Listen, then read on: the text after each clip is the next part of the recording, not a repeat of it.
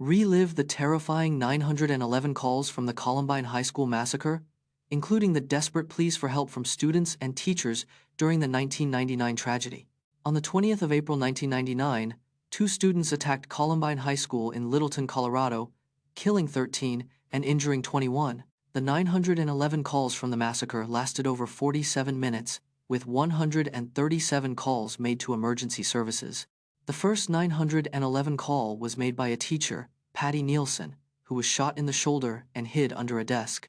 Students and teachers were trapped in the library, where 10 people were killed, and made multiple desperate 911 calls.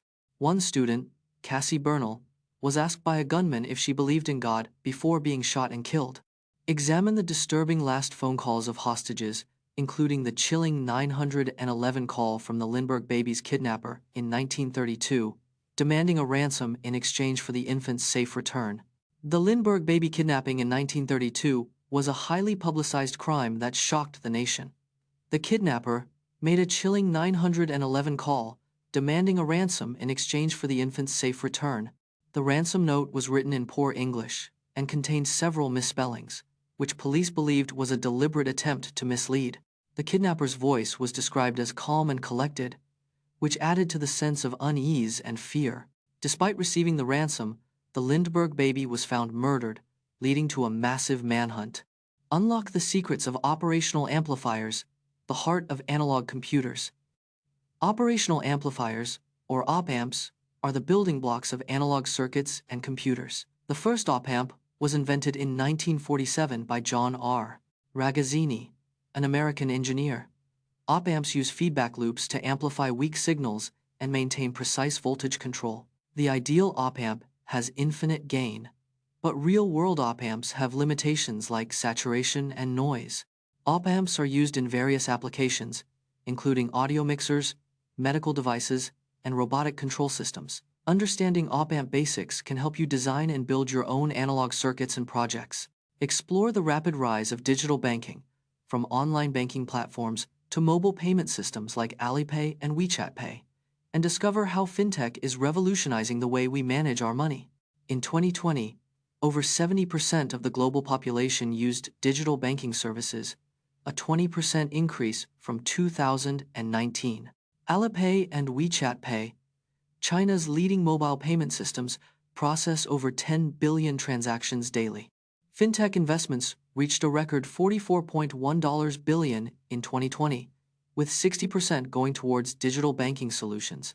Digital banking platforms reduce transaction costs by up to 90% compared to traditional banking methods.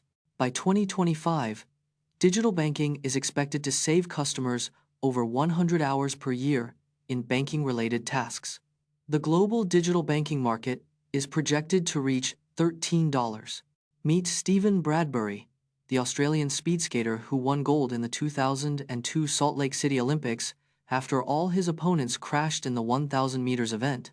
Steven Bradbury was a 29-year-old Australian speed skater at the 2002 Salt Lake City Olympics. He was considered a dark horse, never having won a world championship or Olympic medal before. In the 1,000 meters event, Bradbury was in last place with only 50 meters to go. Then, in a shocking turn of events, all four leaders crashed into each other, opening the door for Bradbury. Bradbury crossed the finish line alone, becoming the first Australian to win Winter Olympic gold. His improbable victory made him an overnight sensation and a beloved Australian sports hero. Witness the scientific breakthroughs that transformed sugar production, from the invention of the sugar refinery in the 19th century to the development of modern sugar production techniques, making sugar more accessible and affordable. Before the 19th century, sugar was a luxury item, expensive and rare in many parts of the world. The invention of the sugar refinery in 1810 by Jacob Crippen revolutionized sugar production and made it more efficient. The refinery used heat and chemicals to remove impurities, producing higher quality sugar with a longer shelf life. The introduction of centrifuges in the late 19th century further increased sugar production efficiency and reduced costs. The development of modern sugar production techniques, such as crystallization and bleaching, improved. In electronic dance music, side chaining is used to create a pumping effect, as seen in the song 1 by Veracocha, where the kick drum triggers the compressor to duck the bass line. Sidechaining in EDM creates a pumping effect by dynamically ducking one sound with another. The technique is commonly used to make space for the kick drum in a mix. In Veracocha's 1, the kick drum triggers the compressor to duck the bass line. This ducking effect is achieved using a compressor with a sidechain input. Sidechaining can be used to create rhythmic interest and energy in a track. When done well, sidechaining can make your EDM tracks sound more professional and polished. Who knew glitter could be so fascinating? Glitter is typically made from small pieces of plastic, often polyethylene terephthalate, PET.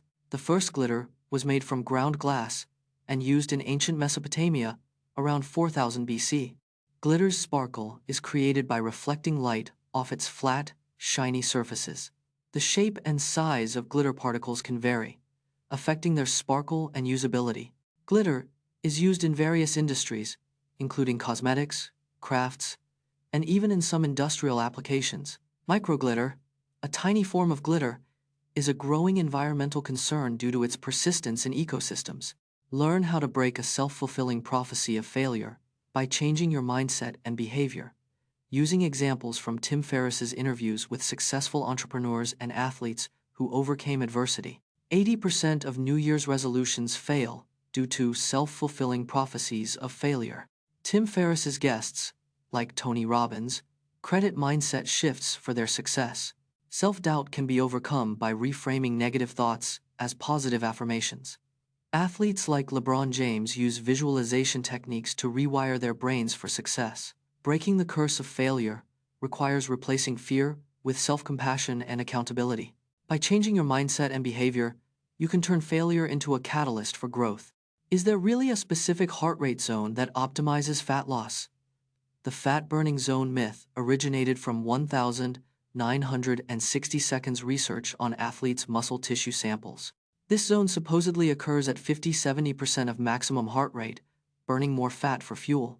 However, exercise physiologists like Dr. Bill Orban argue that this concept is oversimplified. In reality, the body burns a mix of fat and carbs at various intensities, not just one zone. Higher intensity exercise may burn less fat during exercise, but boost metabolism afterwards. Ultimately, consistent caloric deficit and progressive exercise lead to fat loss, not a specific heart rate zone.